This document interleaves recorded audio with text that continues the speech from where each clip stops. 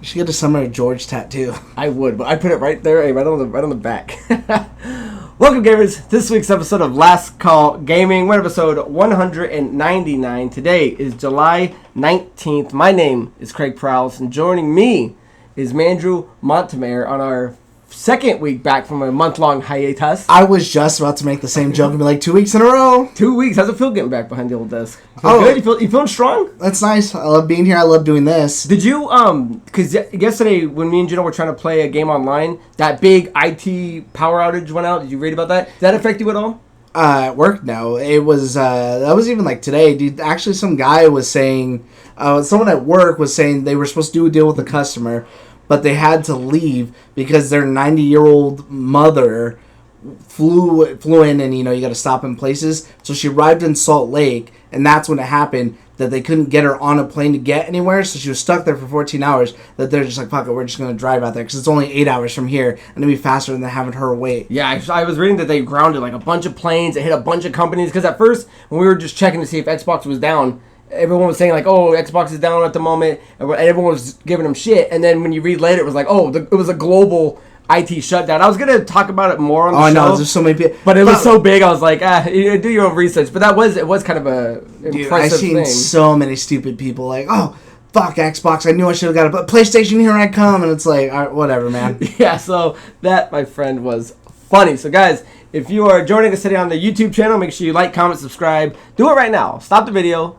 Go like, and make sure you leave a comment, subscribe, hit the share and notification buttons. If you guys are interested in following us on our social media, our Linktree link is in the description to take you to our Instagram, our Twitter X, what have you. And if you guys are listening to the audio-only version of this podcast, you can find us on the podcast platform of your choice. So, before we dive into our main topics, guys, and questions, we like to do, what are you up to? We take a second to talk about what we've been playing, what we've been watching.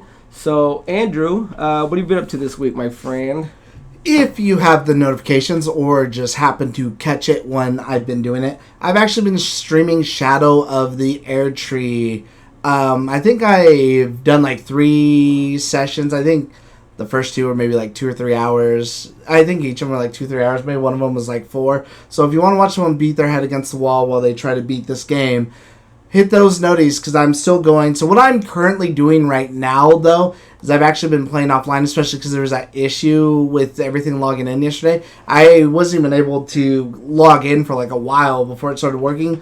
So essentially what I'm trying to set up is I'm going through all the areas, getting to all the major bosses that I want to beat, except for the final boss. I don't know where he's at. I know I got to go through like a whole area. So my next stream is pretty much going to be like a boss rush mode. So it'll be me at a boss door, trying to beat this boss for however long, who knows, maybe even someone first try, whatever, and then moving on from boss to boss to boss to boss to boss. So I'm trying to set that up, so that will be what the next stream is for you guys, is pretty much like a boss rush mode.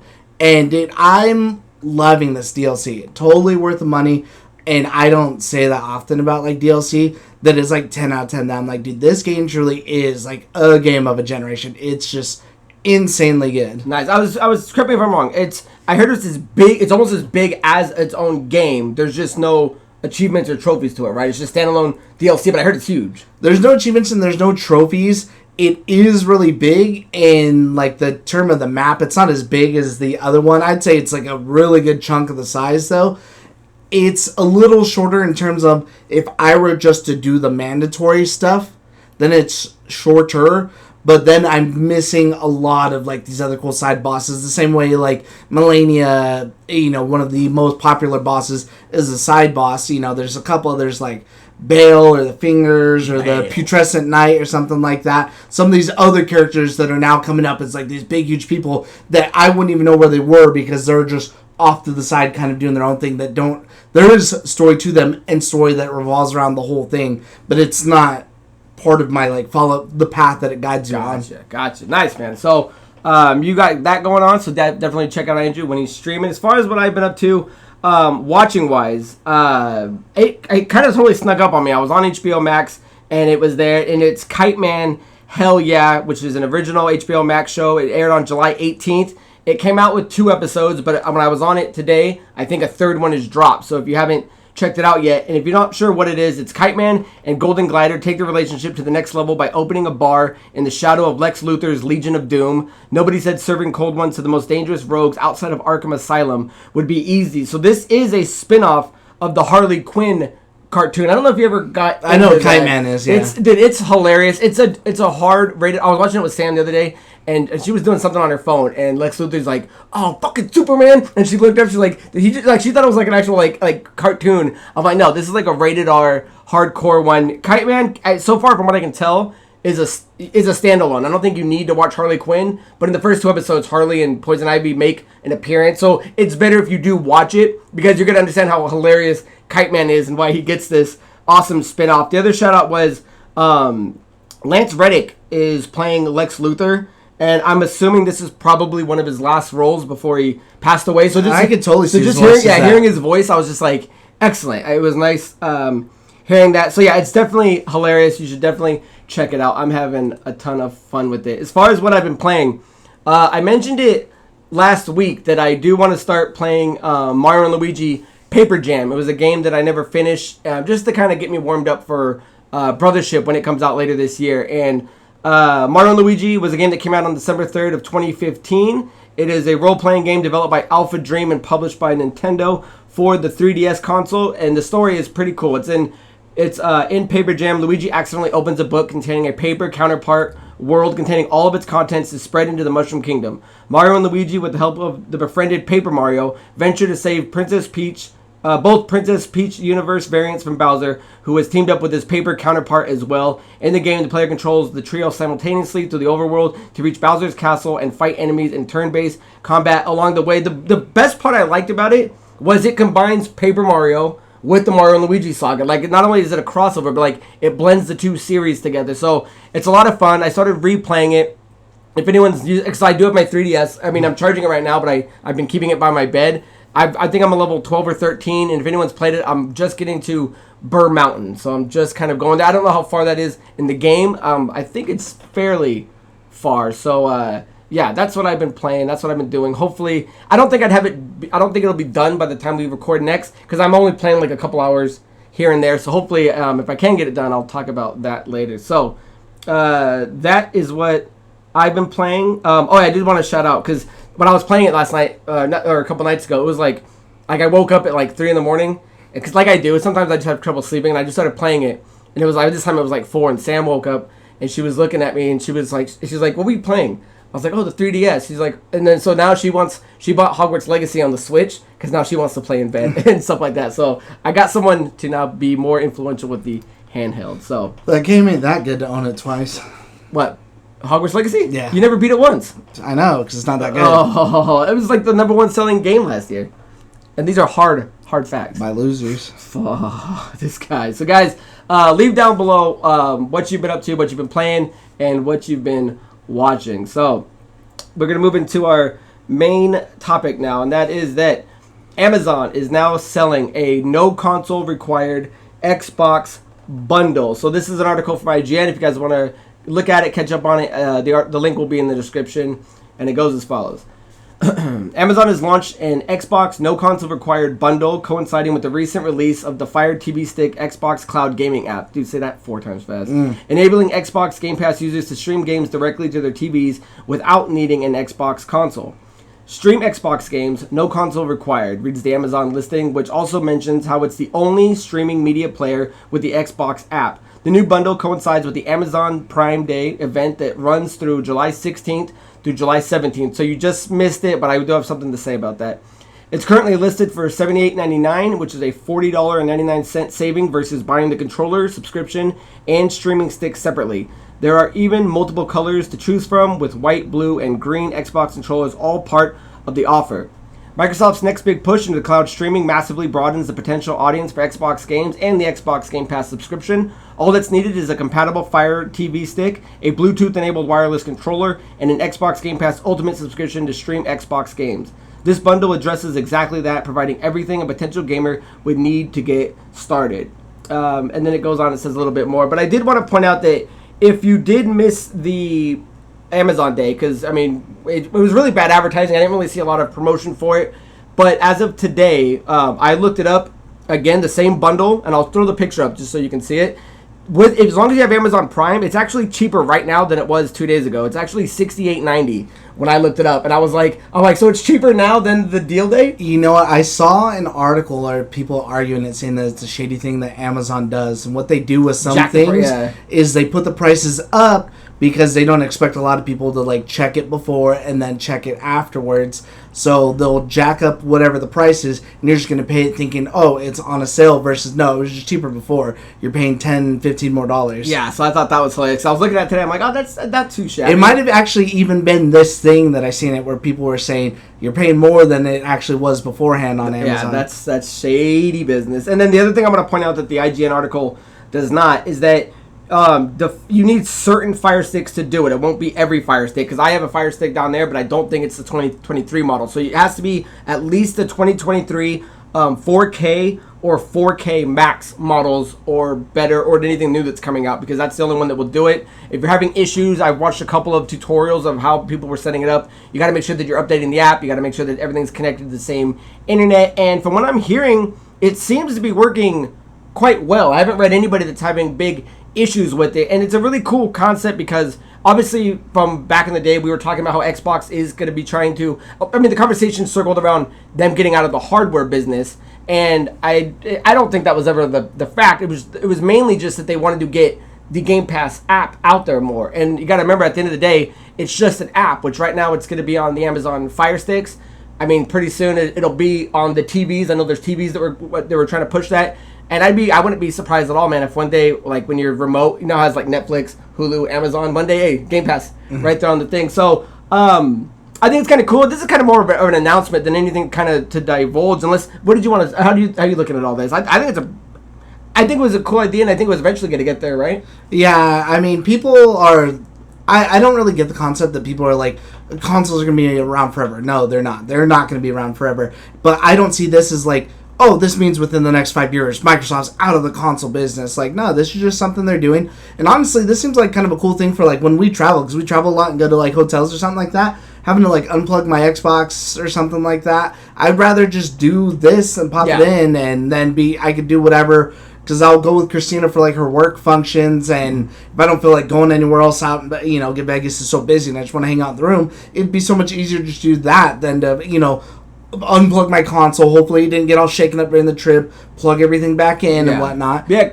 or even just, I was gonna say, even just for multiple places in the house. My only thing is, I would personally have to test it myself, because I've streamed before. I streamed to my iPhone, but the way that works is my iPhone actually remote plays my console. The only streaming I've actually done is from the console. But when what I had done was, when they put out the new patch for Starfield, I went to try to log in, but it's like, you're in queue to stream. Your wait time is like 2 hours. I'm like, fuck that, I can download this faster. So I just ended up downloading the game. So as long as that's not like a habitual problem, that'd be a lot cooler too, because again, this is when I was just trying to get that achievement, see if they fix it. So I'm like, I don't want to download the whole game to see if they fix it, but I was that desperate to do it that I did. Hey, sometimes you gotta do what you gotta do. But every now and then I do try out a couple games, because you can stream from your console, so if it works just the same as it does. Like I played, I think it's a World War II shooter called Hell Unleashed. Oh yeah, okay. And I tried that one the other day, and that one's rough though, isn't it? Isn't that game kind of tough? The game is a little rough itself, but still I had fun. I was just trying to. I couldn't figure out how to get to the points. This is when I wanted to buy Elden Ring, but I wanted to use my Game Pass points to get money, so I couldn't figure out how to get to the thing to redeem the money that normally pops up that it tells you. So I'm like, all right, I'll just unlock an achievement on something that's on Game Pass. This looks like it has something easy. And as soon as I started, what's funny is there was a doorway for a house in these buildings, and we're moving his unit to get through. Some dude kept trying to snipe through the door, so I just beat him to death with my shovel because he was in my way, and I went through. But long story short, I got the achievements so I could do whatever and purchase Elden Ring. But streaming it ran perfectly fine. But that's an example of when it did work. Again, like when I tried Starfield, I forgot what other game I tried that seemed like it was popular at the time. And again, it says like your wait time for this is like 3 hours. And I'm like, fuck that, I'll just download it. So as long as that they've taken care of like that as an issue, then that'd be dope. Because how you especially Call of Duty, if that's something that would eventually come to this, that would be a super hot thing as long as it runs well. That you're gonna have how many people trying to stream this? Yeah, because I know some of the things they were showing off was trying to be like on Halo, and I'd argue probably in the beginning it'd be easier to do single player narrative games that aren't required to be online. And it's going to be really cool once they can handle that server load. But that's probably going to be the hardest thing. I've even jumping on like Diablo and trying to get into a queue or something like that. But one of the things I just wanted to make sure that you guys know is that it is going to be, you need Game Pass Ultimate. I don't know if it said that per se. Yeah, it has to be Game Pass Ultimate because it's going to be the only thing that lets the cloud service work, because it's not going to work with the other standard tier. And then the other thing I wanted to point out, or maybe ask, is that it's clear that, I mean, if they do make one or two more consoles, obviously this is where they wanted to go, get hands of Game Pass in more people's face. Do you think Sony would do this with PlayStation Plus? I would probably argue no, just because, obviously it would make sense. I don't know how much it would cost them to do it, but Xbox Series X is like at an all-time low of people owning the consoles. I believe the Series Xboxes are lower than the ones were when they were coming out. Well, right now PS5s is growing daily, and I'd imagine that they'd probably want to keep their service in consoles because they have the marketplace for the consoles. Where for Xbox, when the Series X is selling at an all-time low, this makes the most sense to just be like, hey, well, at least get here's for for $70. Here's a controller, here's a month, and here's 100 plus games. I think that's maybe the easier route for them. I would think it'd be cool if Sony did it, but do you think they would? I'd probably say at this point, no. I think they're probably waiting out to see how well it does with Game Pass. I would say maybe eventually, provided it does well. Again, Xbox has always kind of been like an innovator when it comes to like pushing something forward like that. Whether or not it's going to work or not is like a whole nother question. And with any sort of great innovation, usually the first person through the door is the one that gets bloody. So, we'll just have to see how it goes. I would imagine it would do well, but again, I don't see like consoles going away for at least another like 10 years. Oh yeah, easy. Yeah, I just think that it's at the point where they're recognizing that they're not selling systems, so let's sell the app. Essentially, what they're doing is, and it's good for both of them. Amazon's selling a stick because right now they're the only ones that can offer it. So it's helping out Amazon. It's like the parasitic relationship where it's like Amazon's selling a stick, they're selling a Game Pass and a controller. So now they're moving peripherals and the subscription service. So if anything too, then that probably caters more to like, oh, I could buy this for like my kid or something, like the casual gamer or whatever. Plug and play, super easy. Versus people like you and me always prefer to have the console or something like that. Yeah. But this is definitely something to like if I had a kid or something like that, why buy another console for whatever it is they're playing? I would, because I'm that hardcore dedicated person, but I could just pop in something like that. Yeah, because get that nice Deadpool ass controller. I see that, dude. That thing's got booty juice on it. Because I went to go look at my old Fire Stick, and it's not, because when I travel, we keep one in the travel bag, and that's what we used to do, just plug it in, and because we would jailbreak the Fire Stick and just watch movies and stuff on it. So now that it's cool that the Game Pass can come with it, and all I gotta do is pack a controller, I think it's a really cool idea. And then, because I know this was mentioned a week or so ago, but it wasn't until the last 2 days when the Amazon sale went on that it kind of blew up and everyone was like, oh yeah, you guys were bringing this out. So again, the marketing wasn't that great, but hey, you got shows like this to remind you to go get it. And again, right now, if you're checking it out, it's cheaper today than it was yesterday if it's something you are interested in. Was there anything else you want to add on the Fire Stick Xbox bundle? I was going to say, either way, as a breakdown, it's still cheaper than buying a controller and a stick separately on average, because the controller's like $60, $70 depending on what color and variation you get, and those sticks are usually like $50. Yeah, so far, good deal. So leave your thoughts down below, guys, of what you think of the Xbox, Amazon, Fire Stick. I'm going to say, if any of you guys actually are streaming or stream or play something like that, let us know how that works. Yeah, I think that. I haven't gotten around to it. I'm sure I will sometime, though. Well, yeah, I just got to get a new Fire Stick because mine isn't a 2023 one, so I got to update to the 4K Max. So with that down and out of the way, guys, let's move into questions of the week. So again, this is a nice short episode now that we're back. There wasn't a ton of stuff that we saw that we wanted to dive into. The first one was kind of just a reminder of it. Questions to kind of get back so we can keep catch up with what we fell behind on for the last month. So guys, if you want to leave a question that Andrew and I can answer on the show, you can do so a couple different ways. You can email us at lastcallproductions@gmail.com. You can leave a comment down in the YouTube section of this video, or you can find me on social media at Craig Perales, and I can take your question there. Excuse me. So, with that being said, the first question, guys, comes from Chris Trejo, and they write, I just read that the Halo series on Paramount Plus has been canceled after its second season. The show was okay, but I thought for sure it was going to make it to a third season. Any thoughts? So yeah, I'll just read this real quick and then Andrew and I can kind of dive into it. So yeah, Halo is canceled officially after 2 seasons. And this comes to us from Variety, and it simply says, the live-action Halo series has been canceled at Paramount Plus. The big-budget series, based on the popular Xbox video game franchise, aired 2 seasons at the streaming service. The show originally debuted in 2022, while the second season aired between February and March 2024. Paramount Plus can confirm that Halo will not move forward with the third season on the service, the streamer said in a statement. We are extremely proud of this ambitious series and would like to thank our partners at Xbox, 343 Industries, and Amblin Television, along with showrunner and executive producer David, I'm guessing Weiner, his fellow executive producers, the entire cast led by Pablo Schreiber as Master Chief, and the amazing crew for all their outstanding work. We wish everyone the best going forward. So, it kind of sucks to hear, because Halo, I don't think Halo jumped out strong on Season 1. I think it had a lot of issues. Season 2, I think, closed a lot of those issues and brought a lot more people back on. But one of the things I just wanted to kind of point out is that it's weird that it's shutting down, because at one point, Halo was the #1 show that the streaming service had, and it did pretty well. So I just want to read this real quick, then Andrew, I want to hear your thoughts.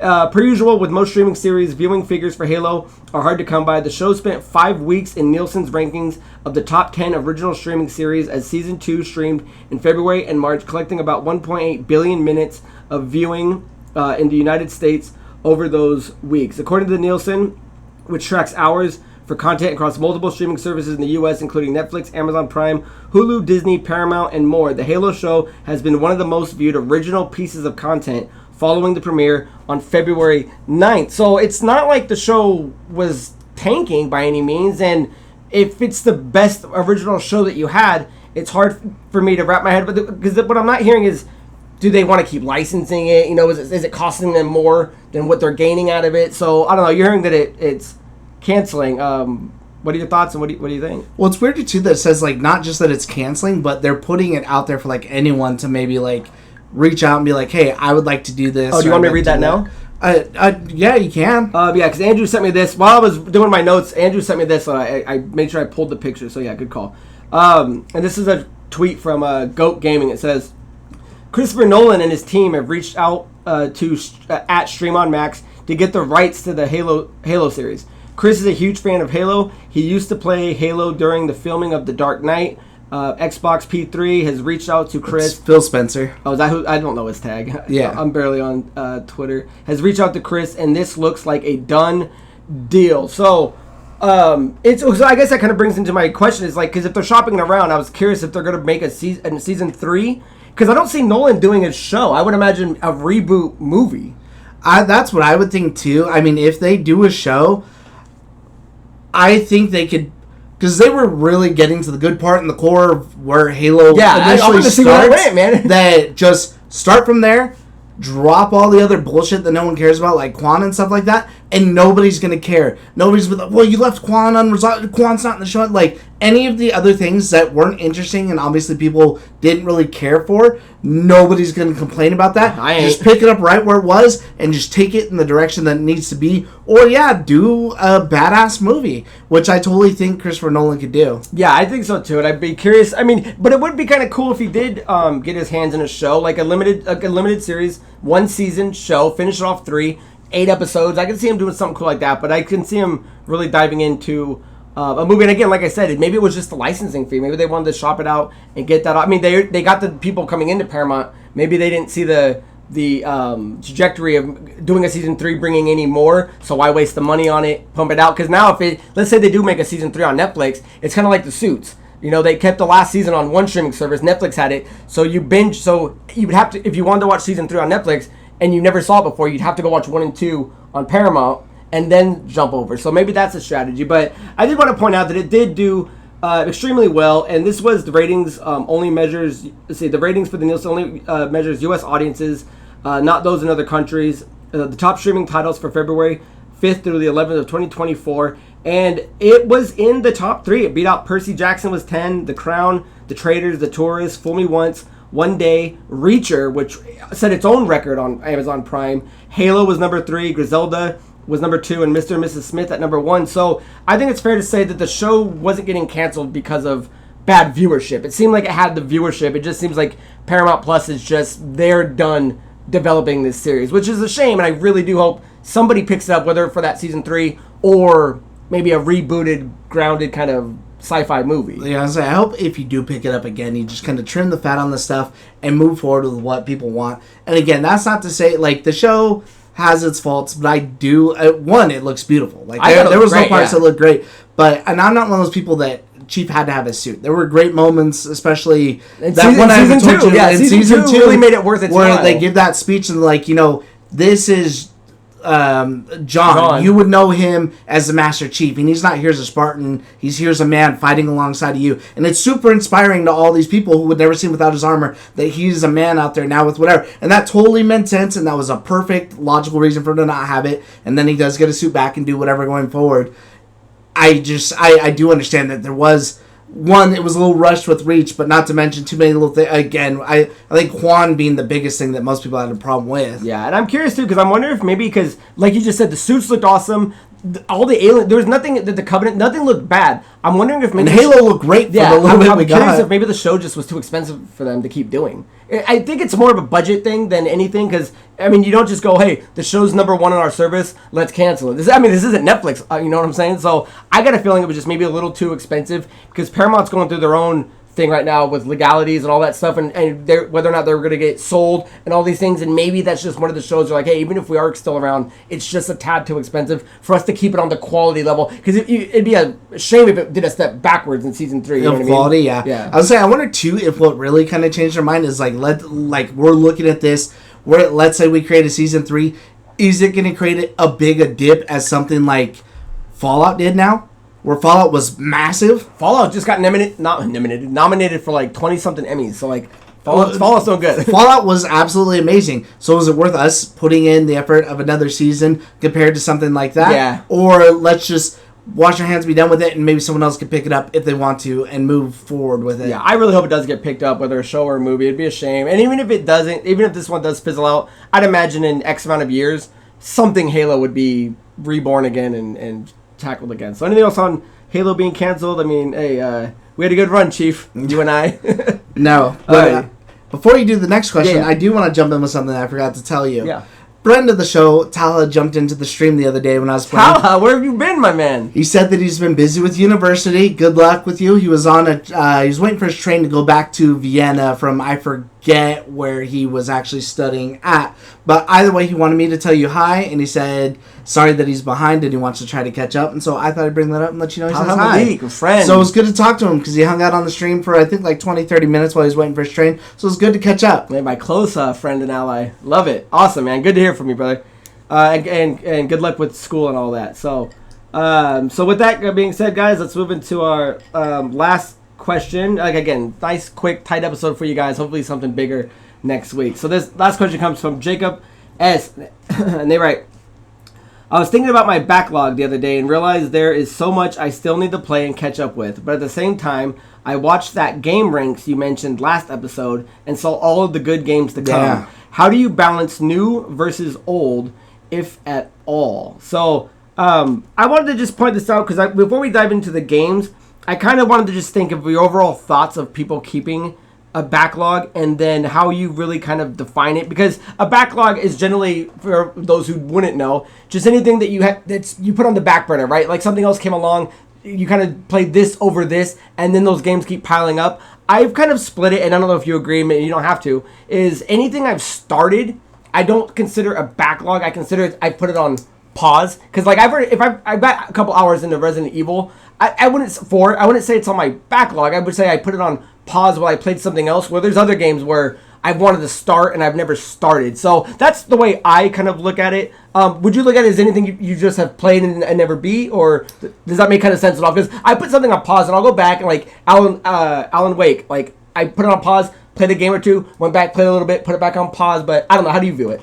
I usually it's never started, or I would say not far enough Yeah, less than 10 minutes, less than an hour. No, I would say like depending on if it's like a 20-hour game and I've only played like 4, I wouldn't consider it on pause. Like I just, but it also depends on what kind of game it is too. Like if it's like something where I'm like an RPG where I got to go back and relearn it, I'll just start the whole game over. Yeah. Or like I've tried like 4 different times with Harry Potter. That's one that was on a backlog that I started. Then I'm like, I don't remember these controls or like what I'm supposed to do, so I got to restart the game. When Sam started playing it and I was trying to show her something, I was like, wait, how the hell do you get your broom out and all that? So, but I was saying the way I balance it is generally anything that I'm like if I'm mildly interested. That's kind of like something I just beat recently, Far Cry 5. I pitched in to buy that with Craig day one. Same with like Harry Potter, but I've never played another Far Cry, and I'm not a huge Harry Potter fan. That those instantly went on the backlog because there was. I don't remember what came out at the time, but there was other big games at the time that appealed more to me. I think when Harry Potter came out, I was still playing Resident Evil 4. Yeah, that would have been like February, March or something. Yeah, I think I was still playing like Resident Evil 4 at that time and trying to do that game. And generally, if it's a game I'm in love with, I'll try to like 100% or as close as I can. So I was busy with that, and then by the time I'm done with that, usually the next thing will come along.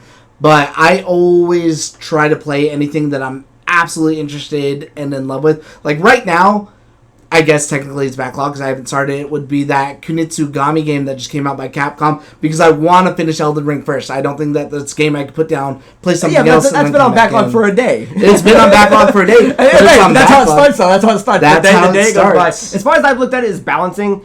I think Andrew's right. It's just like, what kind of game is it? What mood are you in for? Because like, I've got a ton of stuff on the backlog, but like the other day I was just kind of in like a slump. I wanted something just kind of easy to play, something I could listen to a podcast. Like, and I think I said on the other episode, like I played Sackboy's Big Adventure. That wasn't a game I was dying to play. It wasn't a game I was looking for, but it was something that was easy platforming and just kind of got me back into it. So sometimes I think just seeing what catches your eye is what lets you jump ahead.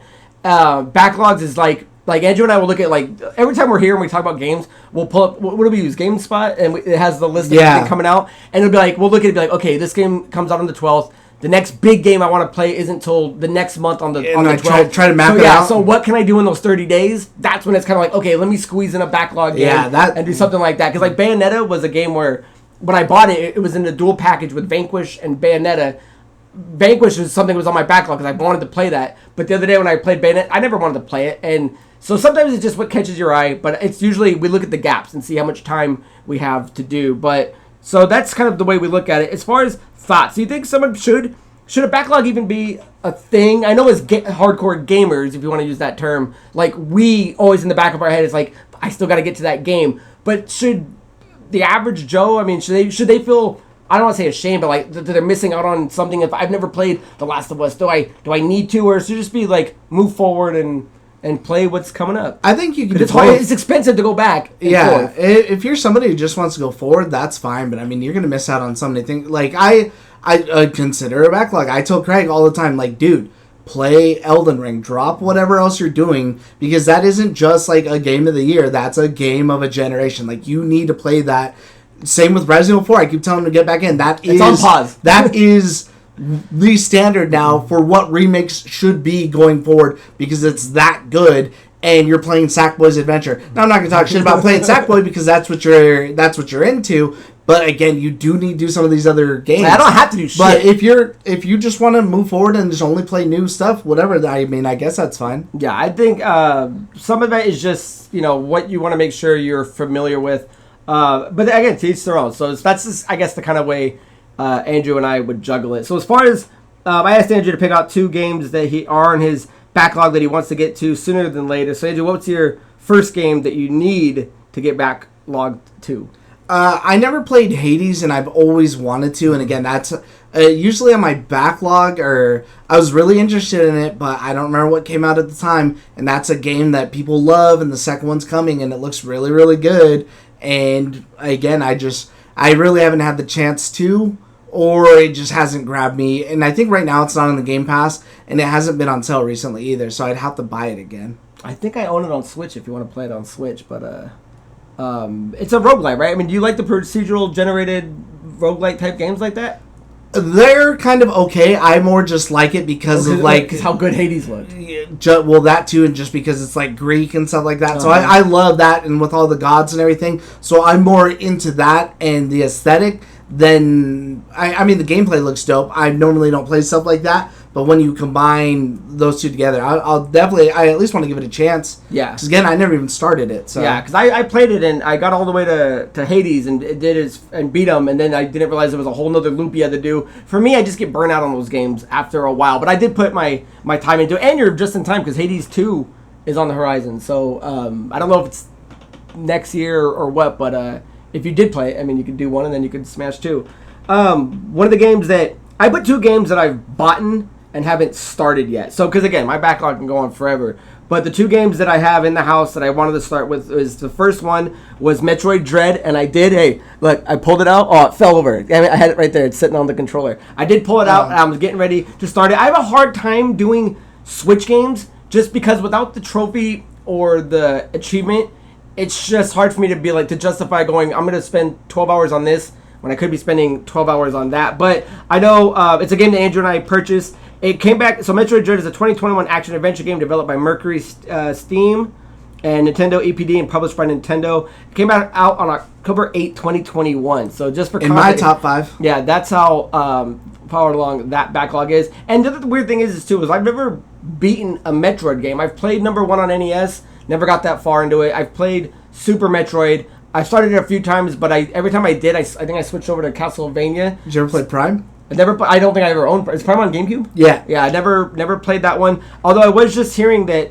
there's a number Metroid. I don't know if it's G-Force or something. It's like a remake of number 1 from Nintendo that's on the Switch Online Nintendo emulators or whatever for like the Game Boy, and somebody was saying if you want to start with one, like start with that one. It's like 6 hours and it's a good entry point. So and that, again, that's another thing. I've never done a Metroid. I would like to start one, but Andrew was trying to I think scare me the other day when he's like, oh, but Metroid Dread's really hard. Let's see if you can even beat it. So I was like, okay, let's see. So what's your so that's my back burner, and again it's sitting right there. I 100% planned on playing it the other day, and then I forget what happened. But again, then that's how backlogs begin. So what's your number 2, Andrew? And my second one, and I don't know what came out at this time that I didn't end up playing it, and I'm more ashamed of this one, is Alan Wake 2, because I'm a huge fan of the horror genre, and this game was getting good reviews and just talked about all around, and I can't think for the life of me what came out at that time that I was playing that instead. I'm trying to think of when that came out, because that was Alan Wake 2 was the end of last year, yeah. Because again, that's another game I've started playing. I'm not that far. I beat chapter 1. I'm on chapter 2. I'm playing Alan Wake, but for me that game was on pause. So excellent game, and I know Denny beat it, and he said he absolutely loved it. I did beat Alan Wake 1, so I'm looking forward to playing it. It's hard for me to get warped in those kind of games. Like you just really got to get into it. So, and as far as my second game, again another game that I bought and that's sitting in the house was Dying Light 2, which is a 2022 action role-playing game developed and published by Techland. It's a sequel to Dying Light and was released on February 4th, 2022. Now, I remember the reason I didn't play this is because when it came out, it was broken. Yeah. And there was 3 different times I remember I wanted to start it, and every time I looked it up, there were still patches that were deleting people's gear, deleting people's games, achievements I remember that, unlocking. yeah. So for me, because I love that, dude, Dying Light 1 was awesome, and I know I've heard that Dying Light 2 isn't as good, but that I still like that world. I like that parkour, I like that running, I like the zombies, that fast-paced action. So it kind of just slipped my mind. And again, it's questions like this sometimes that like make us kind of rethink. I'm like, oh, what haven't I done that I own that's in the house? And I was like, oh yeah, Dying Light 2. So now that I'm remembering, I'm like, cool.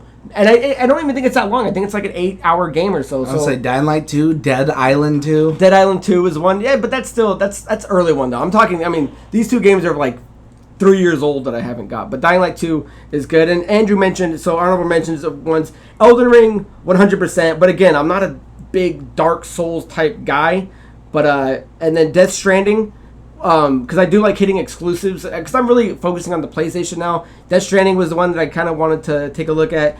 And then, as much as I loved Guacamelee 1, I don't think I ever beat Guacamelee 2. And that was a game that I remember you and Geno were both like, it's better than number 1. So I definitely wanted to check that out. Yeah, I love Guacamelee. It's so good. My honorable mention that I always look at all the time that's on there is Costume Quest 2. It's just like a simple, like, little Halloween-y RPG that I know you 100%ed, Christina 100%ed, and I've had that downloaded forever. And I just, for whatever reason, I just never get in the mood to want to play it. But someday I will. Someday he will. Hey, and October is right around. But thank God it's got an art style that is just like, it's never like, oh man, going back and playing this is an ugly game. Yeah, it doesn't look old. It's just one of those games that it could have came out tomorrow and been like, okay, cool, this is a little indie, whatever. Yeah, it's good stuff. So guys, leave down in the comments below anything that's on your backlog, what you're looking to play, what you've missed, anything you need to go and try to buy. And, hey, keep an eye out for those sales. So, guys, that is the end of episode 199. You know what's weird? It was the last page of my notebook. So, I got to get a fresh notebook for you guys joining us on episode 200, guys. And until next time, my name is Craig Perales. This is Mandrew Montemayor, guys. And until next time, hey, cheers. See ya in the lands between.